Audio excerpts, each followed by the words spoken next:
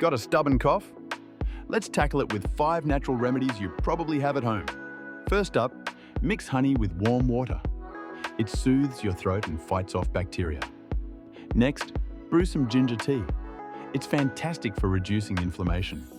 For a quick relief, try steam inhalation. Just breathe in the steam to clear mucus and ease your breathing.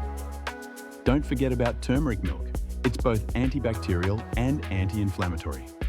Lastly, a simple saltwater gargle can clean your throat and reduce soreness.